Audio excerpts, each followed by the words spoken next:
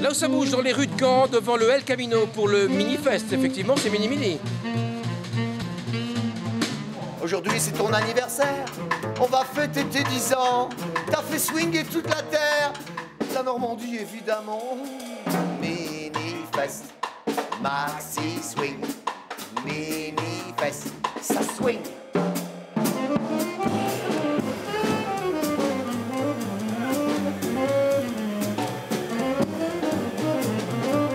Mini-Fest, maxi swing. Mini-Fest. Au El Camino. Jusqu'à samedi. Eh oui. J'aime bien un peu de tout. J'aime bien le jazz, j'aime bien le hip-hop, j'aime bien le reggae. Je suis assez varié, en fait, j'écoute un peu de tout. Là où ça bouge pour vous présenter un événement au Zénith de Caen qui s'appelle Autour de la guitare. Je n'en reviens pas de cette affiche, je n'en reviens pas. Comment vous avez fait? Alors très honnêtement, je n'en reviens pas non plus. Donc je confirme, tous les artistes qui sont là, Robin Ford, Larry Carlton, Christopher Cross, Johnny Clegg, Axel Bauer, Paul Persson, Dan Arbraz, etc. Michael Jones.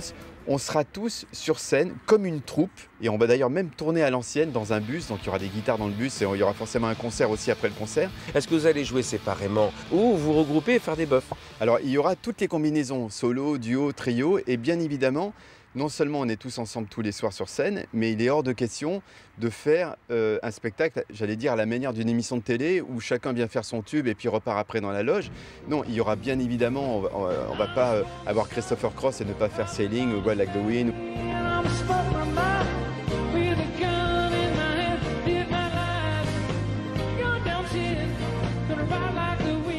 Mais après, le principe, c'est que chaque artiste, même s'il est à un moment donné devant, se retrouve de toute façon aussi derrière à accompagner tout le monde. C'est-à-dire que Paul Persson, qui va jouer avec Ron Tell, qui est le guitariste de Guns N' Roses, même si c'est deux guitaristes électriques, à un moment donné, il y a une fusion au niveau des styles où le blues rejoint le métal. On va avoir du country, on va avoir du celtique, on va avoir du... Donc ça va être une grande variété de styles, puisque la guitare, c'est le seul instrument qui peut se targuer d'avoir autant de styles de jeux différents. C'est ça quand même qui est important. Il y a de la mise en scène, il y a de l'humour, je ne peux pas en dire de plus, mais il y a des surprises avec des insertions de personnages et de personnes et de comédiens que tout le monde connaît. C'est un véritable show. Les artistes eux-mêmes n'en reviennent pas. C'est-à-dire que les gens vont voir un spectacle absolument incroyable, mais les artistes eux-mêmes vont vivre un spectacle qu'ils n'ont jamais vécu dans leur vie. Écoutez, on sera la veille, le 8 octobre en direct. Oui. On essaie d'avoir un maximum d'artistes, on est d'accord ou pas? Ils sont déjà au courant. Bon, donc ça marche. Donc le 8 octobre, dans Là où ça bouge, vous aurez en plus tous les artistes en direct pour le journal de France 3 Normandie. Merci beaucoup Jean-Philippe. C'est un plaisir. Bravo.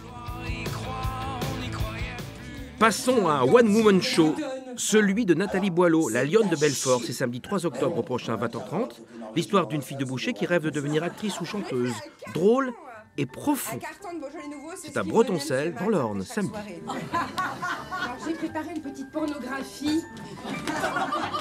Au cinéma, on aime bien les choses un peu drôles, un peu comiques, ouais.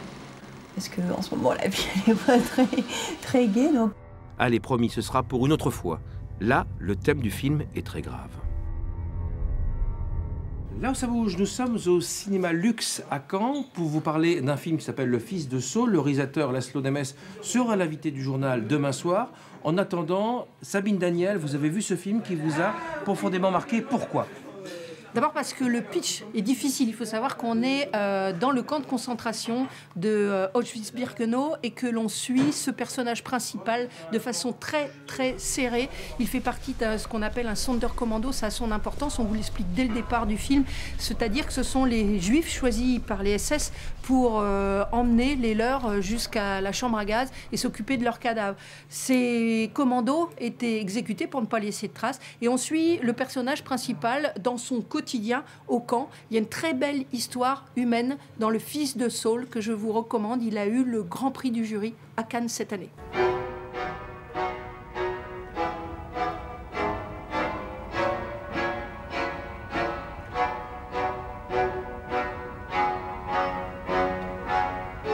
J'ai oublié de vous dire que Laszlo Nemes, le réalisateur du Fils de Saul, sera au Luxe à 20h30 demain soir pour discuter avec le public. Et sinon, la sortie nationale du film est prévue pour le 4 novembre.